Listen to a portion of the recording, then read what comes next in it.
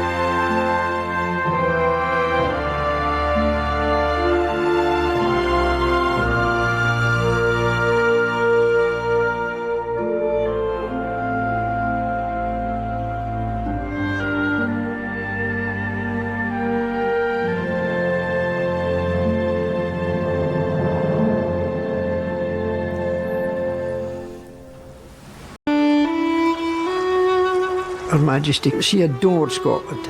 She had a tremendous love of Scottish people. She had a tremendous love of the Highlands and the islands. Clearly Scotland had a very close place in her heart. Her maternal grandparents were of course Scottish. She spent a lot of her childhood with her grandparents at Glamis, and that I think probably made Scotland quite special to her. All the people were down-to-earth folk that she liked. They were respectful, but they had a sense of humour, a dry sense of humour, which Her Majesty liked. And I know she just, in the summertime, was looking forward so much to getting back to Balmoral. I think, and I use a phrase used in hill farming, she was hefted to the hills of Balmoral. When you talk about a hill sheep flock that knows every inch of the ground and a particular hillside, she knew it like the back of her hand. She knew all the glens, all the rivers. Since a child, she'd always walked through the hills. People talk about the power of a sense of place, and I think that was very much true for her there.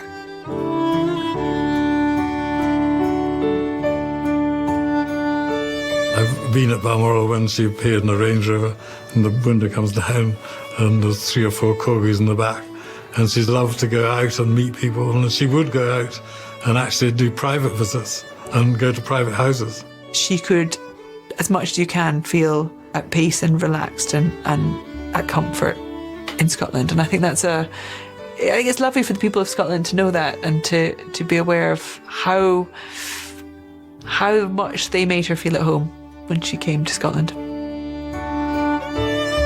The Sovereign's Piper is to play each morning at 9 o'clock at any of the royal residences, so taking the emotion of Scotland and travelling that round to the other venues is very, very important. Throughout all her life, having heard pipes being played, it was evident that Her Majesty enjoyed the sound of the pipes. Most years, not every year, did Britannia do a holiday for the Queen in and around the Western Isles. You cruise up through the Sound of Arran, up towards Skye, round Colonsay and Oronsay, the islands offshore, wonderful places. I think it was really the joy of knowing that she was here again and being able to feel that she was back in Scotland and being able to relax completely.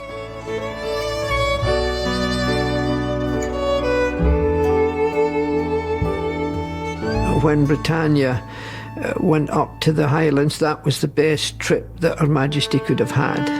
It wasn't the Mediterranean, it wasn't the sunshine or the Caribbean, it was the sea lochs of Scotland, the islands and the people. I think the fact that she came so regularly to Scotland, it wasn't a visit to Scotland, it was a visit to part of her home.